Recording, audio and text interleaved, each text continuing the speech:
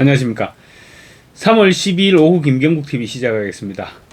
미국에서 부정선거에 연루된 정치인들이 어떤 부패한 행동을 해왔는지 하나씩 드러나고 있습니다.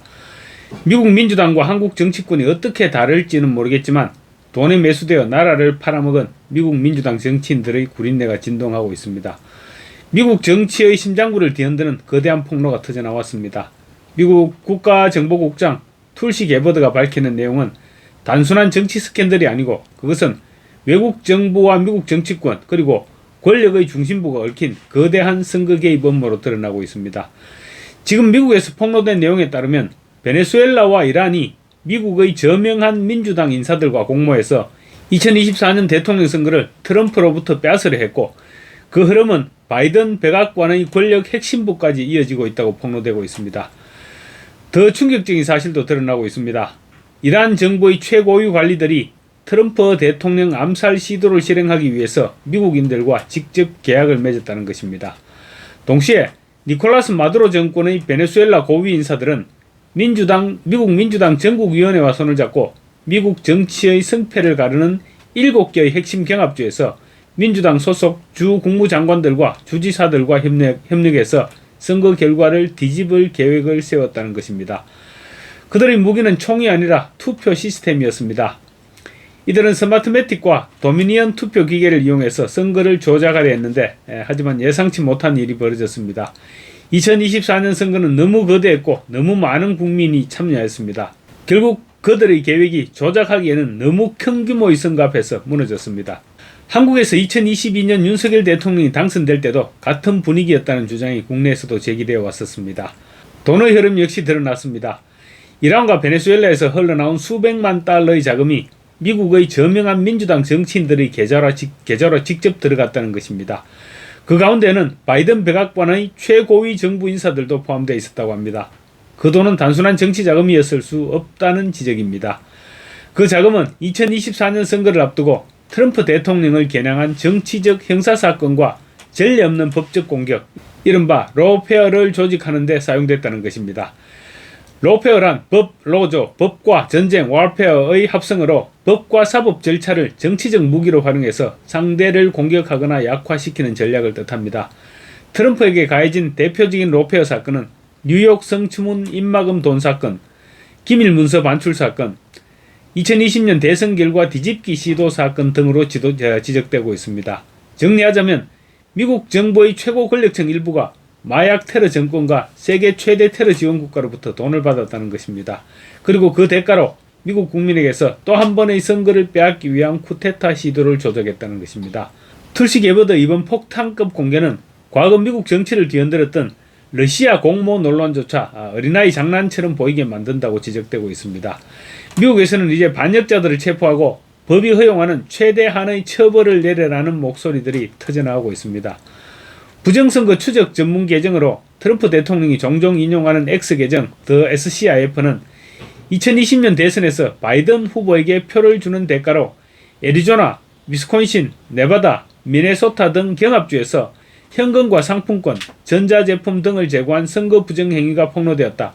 이 조직은 미국 원주민 전국회의 등을 통해 활동했으며 조지 소로스의 오픈 소사이어티 재단과 연계 및 자금 지원을 받았다라고 폭로하고 있습니다. 우리나라에서는 비슷한 주장이 최수용 전 국정원 공작관에 의해 제기되고 있습니다. 최 전 공작관은 중국발 마약 유통으로 창출된 천문학적 규모의 검은 돈이 여야를 막론한 한국 정치권과 언론계로 흘러들어가 결과적으로 국가 정책과 여론 형성을 왜곡하고 있다고 주장하고 있습니다. 미국이나 한국이나 사실이라면 단순한 부패 사건이라고 할 수 없습니다. 상상조차 할 수 없을 정도로 끔찍한 일이 아닐 수 없습니다. 마약으로 국민의 정신과 삶을 망가뜨리고 그 대가로 기득권의 배를 채우는 국가 파괴적 공생관계를 해왔다고 주장하고 있는 것입니다. 부패 사범이 미국 다르고 한국 다를 수 있겠습니까?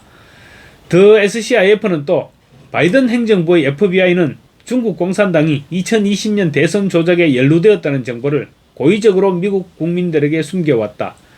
그들이 개입했기 때문이다. 2020년 대선 조작에는 외국 세력의 개입이 너무나 컸기 때문에 주류 언론조차 이를 보도했다. 특히 시카고 공항에서 중국발 위조 신분증 2만 장 이상이 여러 차례 적발된 후 조 바이든을 위한 유권자 등록 사기 및 투표 조작 시도가 드러났다고 밝히고 있습니다. 이와 관련한 NTD 방송의 뉴스 내용입니다. 중국 공산당이 가짜 미국 운전면허증을 대량으로 제작해서 우편과 투표 용지를 확보하려 했고, 그것이 당시 민주당 대통령 후보였던 조 바이든에게 유리하게 작용하도록 했다는 주장이 나오고 있다. 그렇다면 라트클리프는 선거 사기와 외국의 선거 개입에 대해 무엇이라고 말했을까? 미국 국가정보국장이었던 라트클리프는 미국의 17개 정보기관을 총괄하며 미 정부가 보유한 최고 수준의 기밀 정보에 접근할 수 있는 인물이다. 그는 CBS 뉴스와 인터뷰에서 다음과 같이 말했다. 중국과 이란, 러시아가 미국 선거에 개입을 했으며 그 조사 결과에 대한 공개 보고서가 곧 나올 것으로 예상된다고 말했다. 2020년이 시작된 지 불과 6개월이 지난 시점에 시카고 오헤어 공항에서 세관 직원들이 약 2만 개에 달하는 위조 미국 운전면허증을 압수한 것으로 전해졌다. 그리고 같은 해 5월 미국 세관은 같은 공항에서 다시 4,000개가 넘는 가짜 운전면허증을 중국에서 들어온 화물에서 압수했다.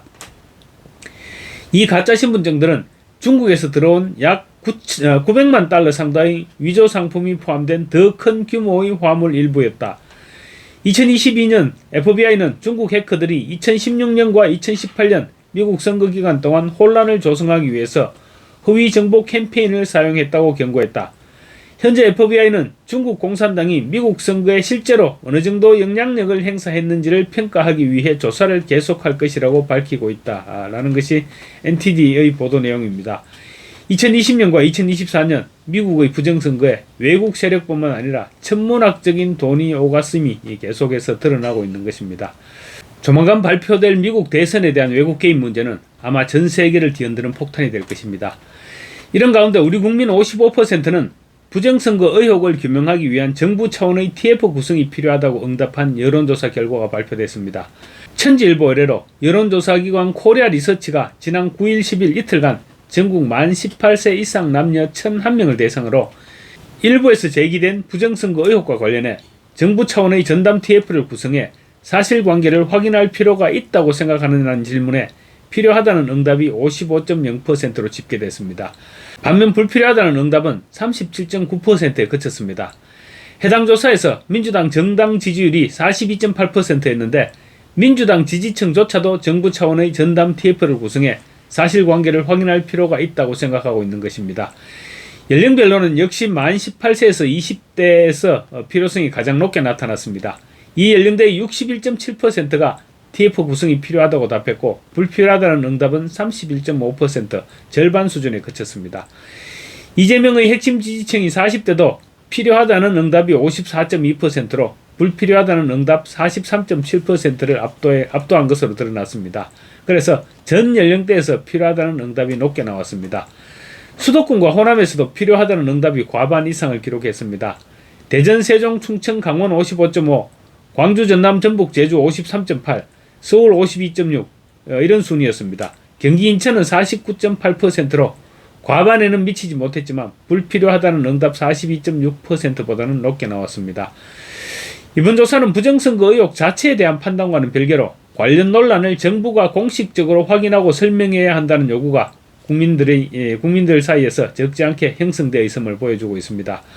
같은 조사에서 이재명의 중단된 재판에 대해서는 국민 56.4%가 재판이 재개되어야 한다고 응답했습니다. 불필요하다는 응답은 36.8%에 그쳤습니다. 역시 민주당 지지층에서도 적지 않은 사람들이 재판이 속개되어야 한다는 의견을 제시하고 있는 것입니다. 지난 2일과 3일 실시됐던 직전조사에서 필요하다는 응답이 51.0%, 불필요하다는 응답이 42.3%였던 점과 비교하면 필요하다는 응답은 5.4%포인트나 급상승했고 불필요하다는 응답은 5.5%포인트 하락했습니다.